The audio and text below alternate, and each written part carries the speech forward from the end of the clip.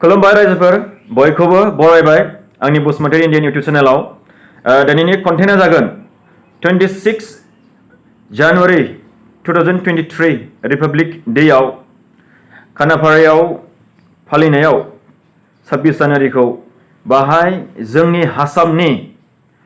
Chief minister doctor Himanta Biswa शर्माया मोनसे खोथा बुंदों। बे खोथाया जाहैबाय सनितपुर बिश्वनाथ दिकियाजुलिफोरनि माखासे बर' गामिखौ बिटिसिआव सोसननो होननानै। दा माखासे बिथांनिया मा खोथा बुंदों बे ससे भिडिअ क्लिपखौ नोंथांमोनहा नायनानै लाग्रोदो। अन दि आदार हेन्ड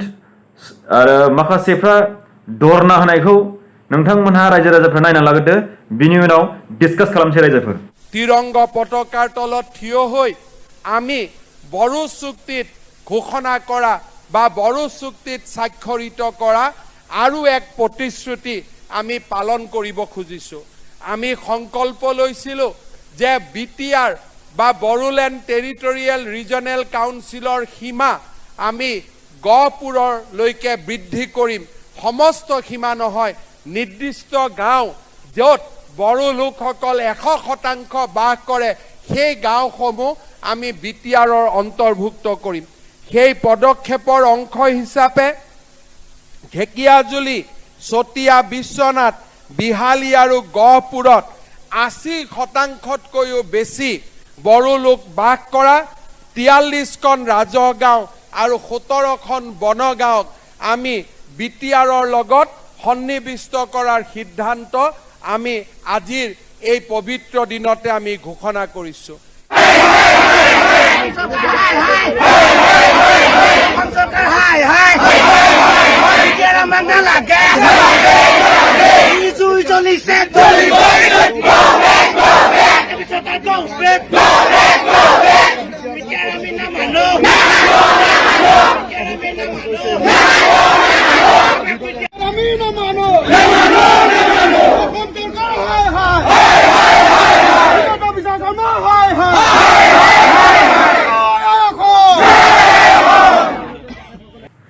लोगोफोर नोंथांमोनहा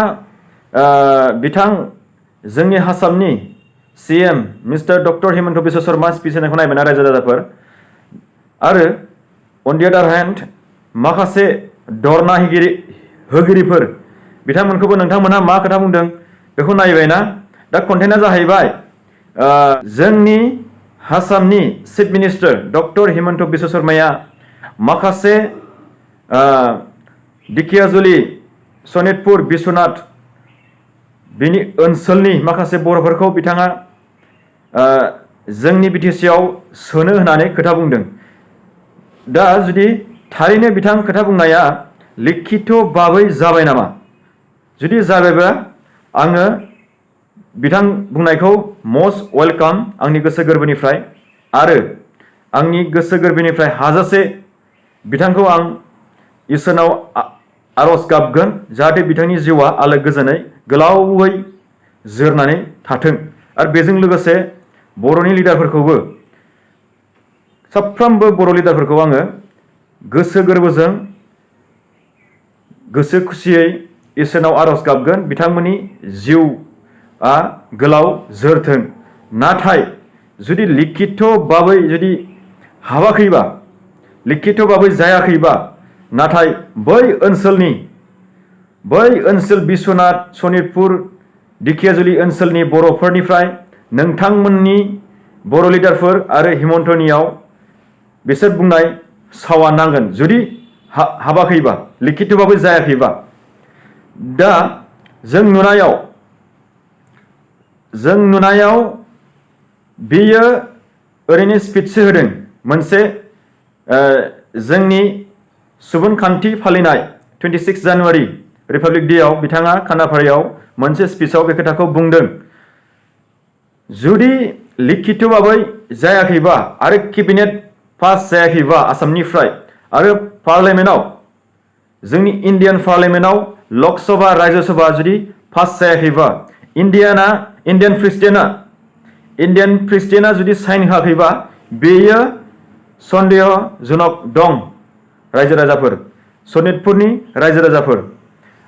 जुदि हाबमारोब्ला आंनि गोसो गोरबोनिफ्राय नोंथांमोनखौ मस्ट वेलकाम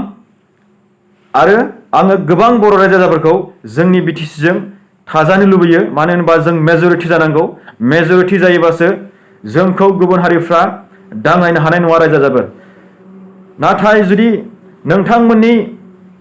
गोसोखौ दिनै नोंथांमोनहा गोसो खुसियै रंजाबाय नैबे स्पिच होनायखौ खोनानानै नाथाय लिखितभाबै जायाखै टिल टुडे जों मिन्थिनायाव लिखितभाबै जानांगौ रायजो राजाफोर जुदि लिखितभाबै जायाखैबा बे तामुलपुरा जेरै दसेनो उजिबाय दसेनो थैफिनबाय थिग बिदिनो जागोन रायजो राजाफोर पार्लियामेन्टआव लकसभा रायजोसभा पास जानांगौ बिल पास जानांगौ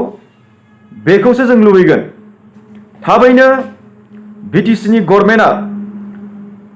आसामनि गभर्नमेन्टखौ प्रेसार होनानै केबिनेट पास खालामनानै इन्डियान पार्लियामेन्टखौ लकसभा रायजोसभा पास खालामनानै फाइलखौ प्रेसिडेन्टनाव साइन होनो हरनांगौ बिनि उनाव बेसेबां रंजायै रंजा जोंबो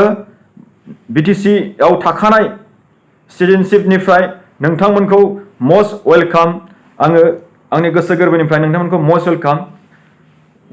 दिकियाजुलि बिश्वनाथनि ओनसोलनि रायजो राजाफोरखौ आङो गुफुर हालामनि बर' रायजो राजाफोरखौ गुरैयै खावलायगोन आंनि इउटिउब चेनेलनि गेजेरजों नोंथांमोनहा नोंथांमोननि एरियाखौ सोसननो थाखाय नैबे स्पिच होनायखौल' लानानै रंजानो नाङा रायजो राजाफोर नोंथांमोनहा दानि बिटिसिआव थानाय गभर्नमेन्टखौ नोंथांमोननि हालामनिफ्राय